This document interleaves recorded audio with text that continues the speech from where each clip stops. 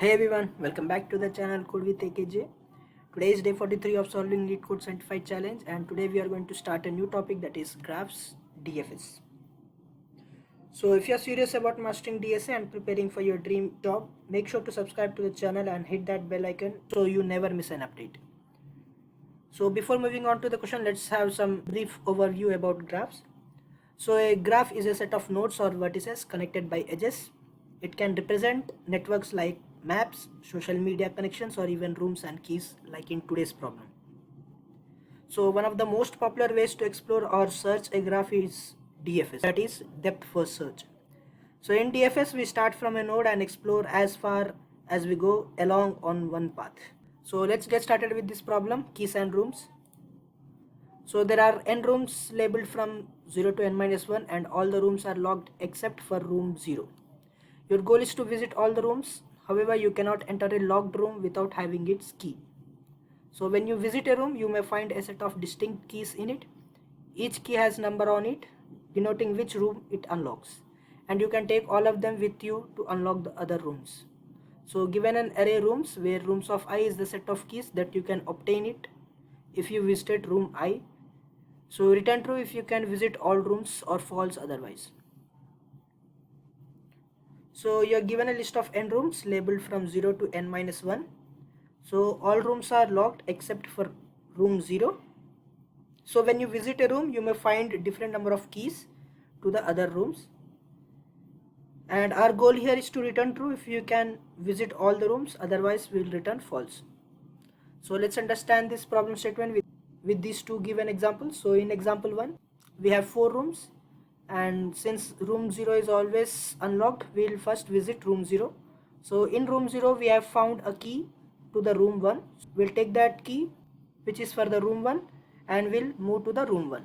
And when we move to the room 1, we have found another key which is key to the room 2. We'll grab that key and we'll move to room 2. We'll open the room 2 and here we have found the key to the room 3. So here we have visited each and every room. So in this case we'll return true as we were able to visit every room. So for this given example, we were able to visit every room, so we'll return true. So to understand the second example, here I have drawn the rooms and keys. Room 0 is always unlocked. We'll first visit room 0. So in room 0 we have 2 keys, that is the key for the room 1 and key for the room 3. So first we'll move to the room 1. So when we move to the room 1, we have found another 3 keys, which is key to the room 3, key to the room 0 and key to the room 1. So we'll move to the room 3, that is here, and when we move to the room 3, we have found a key to the room 0. So here you can observe that we have only visited 3 rooms, that is 0, 1 and 3, and we have not visited room 2. So in this given example, we were not able to visit all the rooms. So for this given example, we need to return false. So these were the 2 examples where we move to a particular room where we'll find a set of keys for other rooms, and based on those keys we'll navigate to that particular room, and again we'll find another set of keys through which we'll find another room. So in this way, if we were able to visit all the rooms present in our example, then we can return true, or else we can return false. So this was all about the problem statement. So let's get started with our brute force approach. So in our brute force approach, we can simulate collecting keys and unlocking other rooms. That is by maintaining a set of visited rooms. So we'll take a set where we'll try to insert the rooms which we have visited, and then we'll repeatedly scan the keys present in all those visited rooms, and we'll add any new rooms to the visited set, and we'll repeat this particular process until or unless all room is unlocked. So let's do a quick dry run for this approach and let's see how our brute force approach works. So we'll be using a queue based approach as well as a set to insert all the rooms which we have visited, and we'll also push all the keys present in that particular room. So let's do a quick dry run on these 2 examples and see how our approach works. So we'll take a queue and also a set.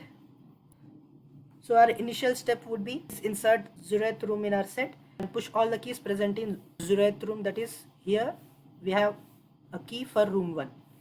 So 1 is pushed inside our queue. So our next step here would be that until or unless this queue becomes empty, we'll do a set of steps. So our first step here would be to pop the current element. So our current element would be 1, and we'll check whether this particular room is visited in our set or not. So since it is not visited, we'll insert this inside our set and we'll move to this particular room and we'll grab all the keys present in this room. So we'll use a for loop and grab all the keys present in this particular room. So in room 1 we have keys 2, so 1 gets popped up and 2 gets pushed inside our queue. So this would be our first iteration. So second iteration, again we'll grab our current element, which would be 2 in our case, and we'll first check whether this particular room is already visited or not. So since it is not visited, we'll insert in our set and we'll use a for loop to grab all the keys present in this room. So in our room 2 we have key 3, so this particular key is pushed inside our queue.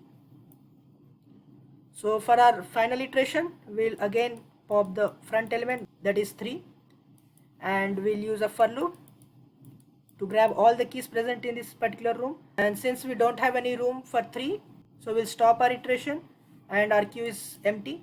And our final step here would be to check the size of our set with our room size. So here we have 3 rooms, that is 0, 1 and 2, and our set size is also 3. So if these 2 matches, then we can say that we have visited all the rooms. So for this case, we'll return true.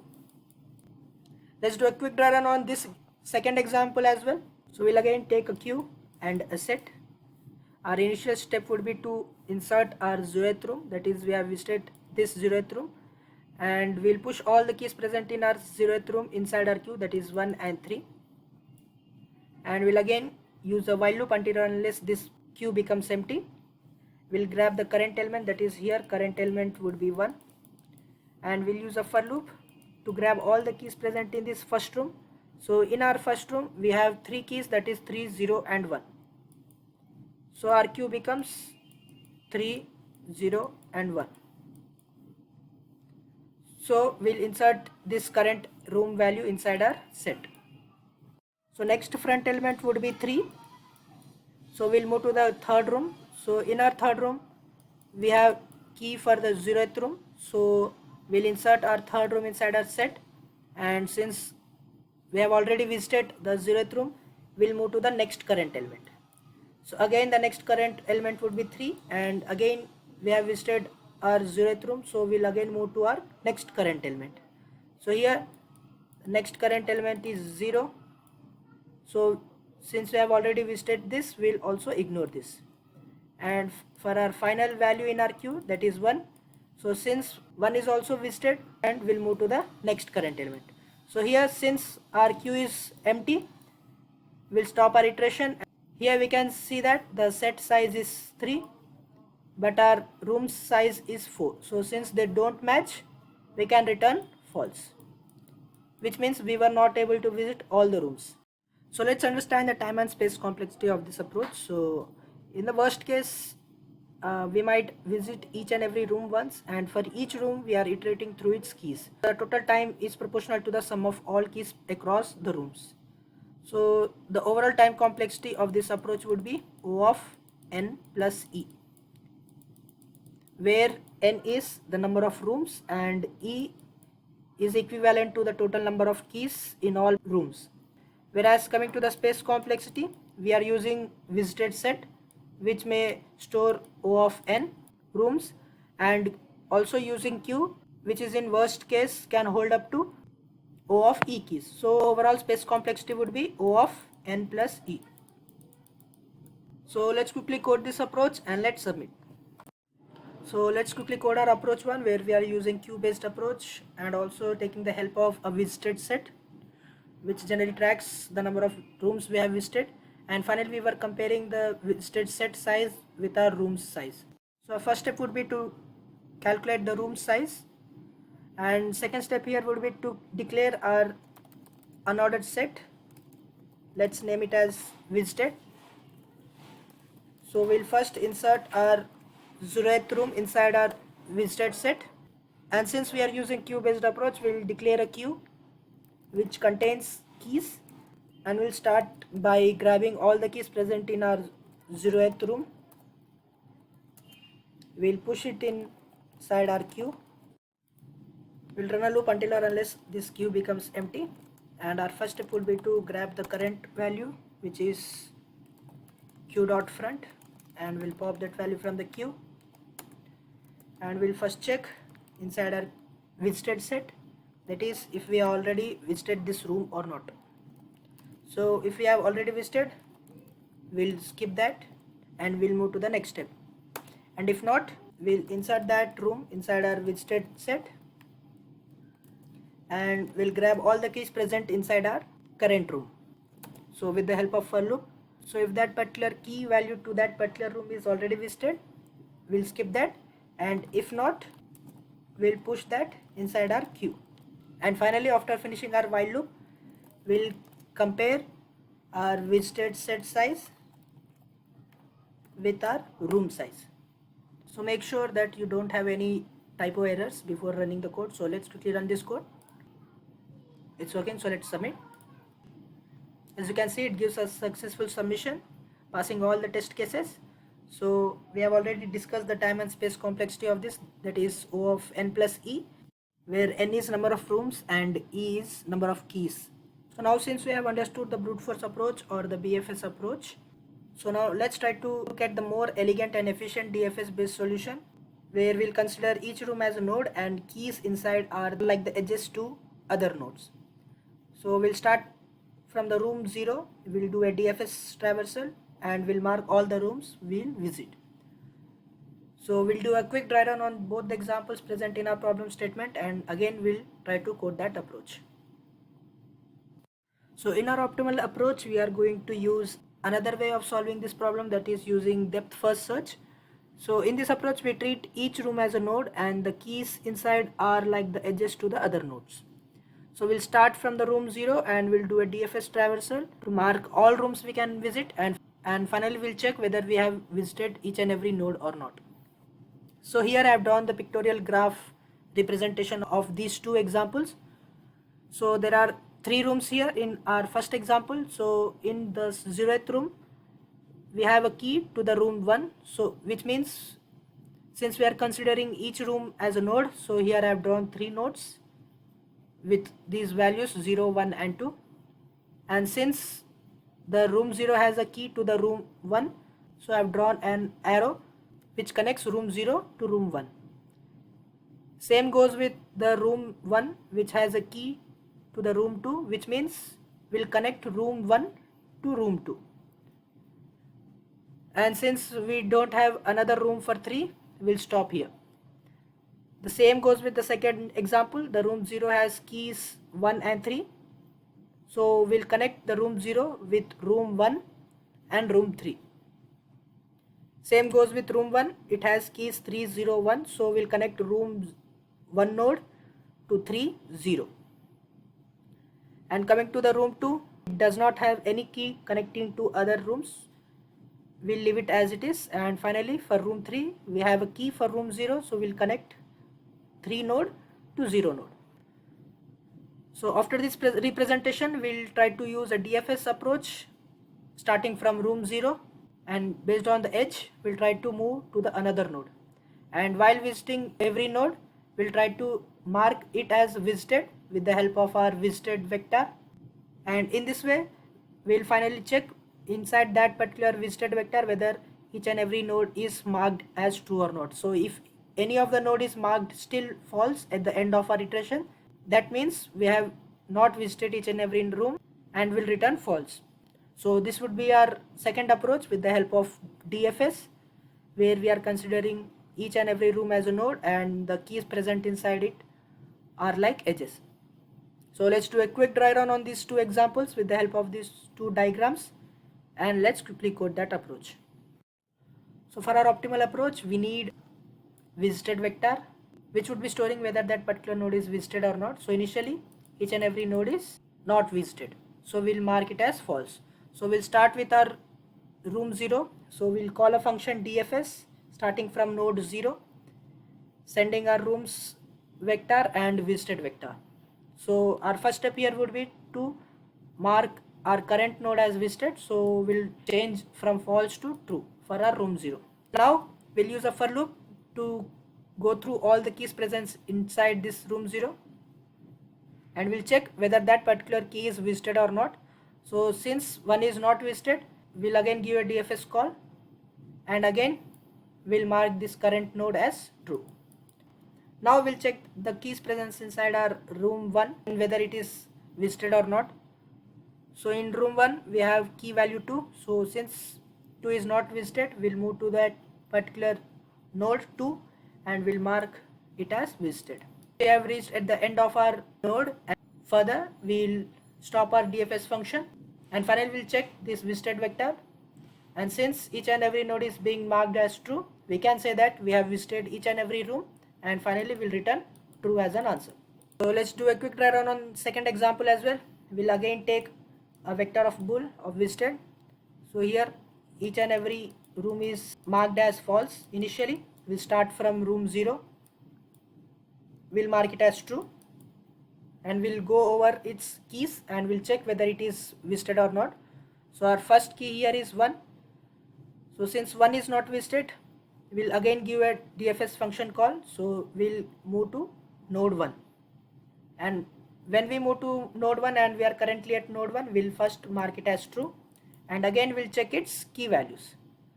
So if we have moved from 0 to 1, and here the key value are 3, 0 and 1. So the first value is 3. We'll first check whether the room 3 is visited or not. So since it is not visited, we'll mark it as true first, and again we'll iterate over the keys present in our room 3. So in our room 3 we have only one key, that is 0, and since it is already being marked, which means we have already visited, we'll give a return call, and again in our room 1 we have another key, that is 0. Since again room 0 is already visited, we'll move to the next key, and here 1, since we have already visited this room as well, we'll again give a return function to 0. And for 0 we have remain one more key, that is 3, and since 3 is already visited, we'll give a return call and we'll stop our DFS function. So after finishing this DFS function, we'll again check our vector of visited. Iterating over this vector, we can find that a room is not visited as marked, which means I have not visited this room, which is room 2. Hence we were not able to visit all the rooms in this given example. So for this given example, we'll return false. So this would be our optimal approach, where we have used DFS, considering each and every room as a node, and the keys present inside it are like edges to the another node. So the time complexity of this approach would be same, that is O of n plus e, where n is the number of rooms, where e is the number of keys present inside each and every room, acting as a edge. Whereas coming to the space complexity, it is O of n, as we are using only visited array, which generally holds number of rooms, that is O of n, and the recursive stack as well, which is also O of n. So overall space complexity would be O of n. In this way we have optimized our space complexity, whereas time complexity remains same. So let's quickly code this approach and let's submit. So let's quickly code our second approach, which is using DFS. So first step would be to grab the room size. We need a vector of bool of visited of size n. All will be initially marked as false. So we'll send a DFS function starting from room 0, sending rooms vector and visited vector. And after this particular function call, we'll check inside our visited vector. If any of the room is not visited, which means if any of the room is false, we'll return false, and if not, we'll return true. So let's quickly code our DFS function. So it is void DFS, starts from room 0, takes 2D vector of rooms and also the visited vector of bool type. So our first step would be to mark the current room as visited, which means true, and we'll loop through its key and we'll first check if it is visited or not. So if that particular key is not visited, we'll again give a DFS call from that particular node. sending key value, rooms vector and visited vector. So this would be a DFS function. So before running the code, please check whether we have any typo errors or not. So after checking all this, let's quickly run this code. It's working, so let's submit. So as you can see, this approach also gives us successful submission accepting all the test cases. So we have already discussed the time and space complexity of this approach as well. So let's move to time and space complexity analysis of both the approaches. So to solve this problem statement, we have first started to solve with the help of a queue-based approach, that is breadth first search. So for that, the time complexity it came out was O of n plus e, and the space complexity was also O of n plus e. So after that, we have optimized our approach by using depth first search using vector of visited, and with the help of our DFS approach, the time complexity remains same, that is O of n plus e, but we have optimized our space complexity from O of n plus e to O of n plus our recursive stack. So we have optimized a little bit, but still for this problem statement, DFS approach is the most efficient. So this was a perfect intro to how graph and DFS works. We turned a simple problem into a real world graph traversal task. So if you learned something new today, smash that like button, share with your friends and subscribe for more DSA content daily. So this was the day 43 of LeetCode 75. I'll see you on day 44. Until then, keep coding and keep learning. Thank you.